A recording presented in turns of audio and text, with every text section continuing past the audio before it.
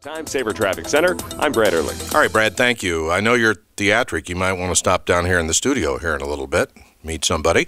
8:36 with Van and Bonnie in the morning. Our whole city, Des Moines, is so excited about what's going to be happening down at the Civic Center for the next few days. There's a production called Frost Nixon, and this has to do with David Frost and Richard Nixon. Remember the interview that they did? It was so dramatic and so historic, and it's been made into a production, and Stacy Keach is the star of that show, and I'm honored to have Stacy Keach sitting in the studio here with me today. Thank you, man. It's nice to be here.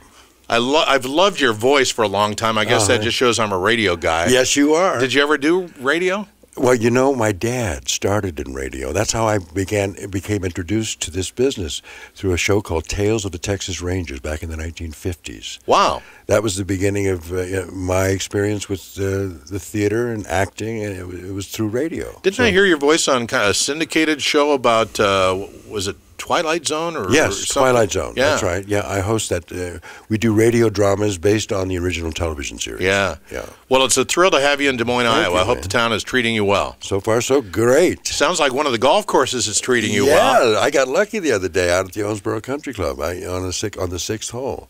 However, the paper didn't quite get it right. The first shot was hit into the trees, and I came out into the fairway, and then I shot one more shot, and I was about 165 yards out, and I just happened to hit a lucky shot with an iron. And it went in the hole. Went in the hole. My gosh, that's I've always found golf I learned a lot about life in golf, because when you hit an errant shot, you still have a chance to redeem yourself. That's true. That's true. well, the older I get, the more comfortable I feel, because I think one of these days I'll finally be able to shoot my age. Well, people in Des Moines, I wasn't just saying that, are very excited about this show, Frost Nixon. Yeah. And you're playing the part of Richard Nixon? I am indeed. And I was trying to figure out how you could look and sound like Richard Nixon. What are you talking, Van, please. you should know better than that. You never criticize the How did you get into this? It came to me. It happened to come to me. Funny thing is, I've always been intrigued by the character of Richard Nixon. I think he's one of the most interesting. He's almost like an iconic, classical, tragic hero in a way. And I've done a lot of Shakespeare, and so I thought, well, you know, there have been some wonderful actors. Frank Langella created this role. Anthony Hopkins played a wonderful Nixon. My good friend Ed Jarrow and Rip Torn was a good Nixon. So I thought, well, it's like a classical part in a way, so why not, another notch in your belt, kind of. So now, how close is this to the actual the interviews themselves? Yeah. I would call it's very close, but it's Peter Morgan, who wrote the play. Mm-hmm. It takes history and sort of revisits it in his own terms. So there is poetic license that is taken in some context, but it's very faithful, I think, to the essence of what was the original Frost Nixon interviews. There are a lot of emotions in that interview. Oh, tremendous, tremendous. And there's a lot of emotions in the play. The play is also very much about television and how television manipulates our sensibilities in terms of the image of the political figure, and the difference between a political figure and celebrity or a performer.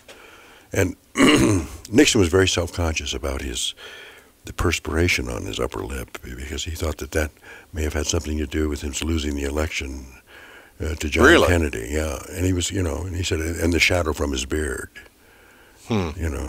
But he was a very self-conscious guy. Very self-conscious. Yeah. And he was very concerned about his collar being roughed up in the back, because he had, his shoulders were sort of hunched like this. And little Ed Sullivan-esque. Very Ed Sullivan-esque. Yeah. Now, when you play the part of Richard Nixon, do you feel any different about him now than you did before you got into this? Yes, I do. Absolutely. Because, I grew up, the Watergate was, part of my youth. Yeah, and me too. He was a real bad guy in those days. But I think that Peter Morgan has humanized him, and getting inside his skin, I certainly have become more sympathetic to his feelings and his sensibilities.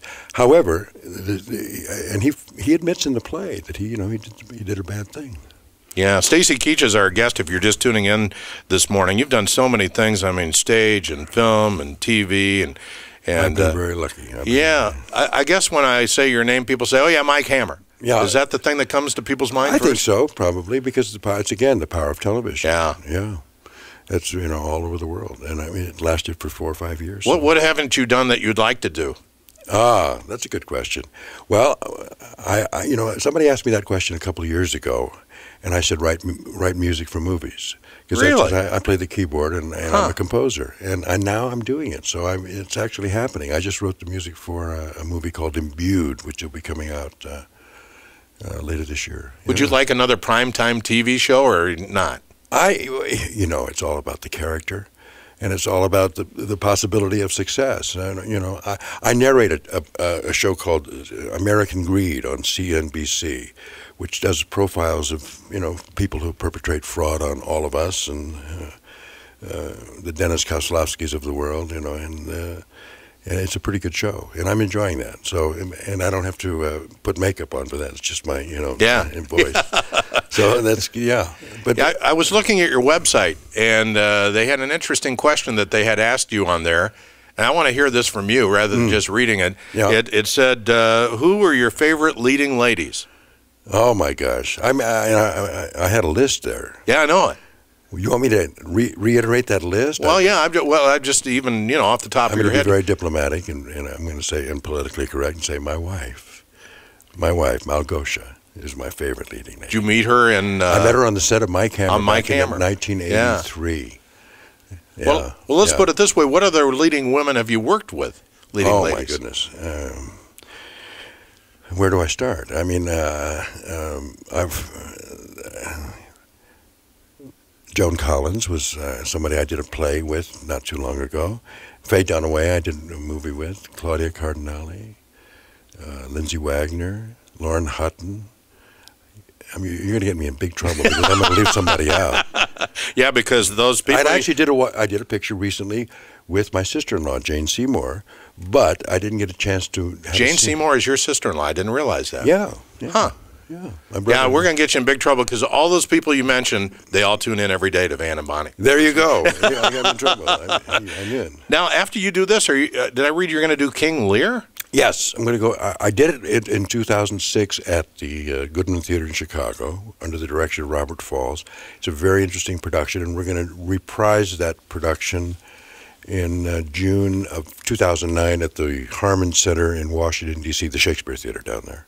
Well, you're going to be here for several days. I see Tuesday, right? Tuesday through Sunday. I think Tuesday, right, and then 7:30 each night. Except on Saturday, you've got one at 2 and one at 7:30, and Sunday one at 1 and one at 6:30. Is that hard to do a double performance? The weekend's tough. Yeah, weekends are tough because from Friday night to Sunday night you do 5 shows.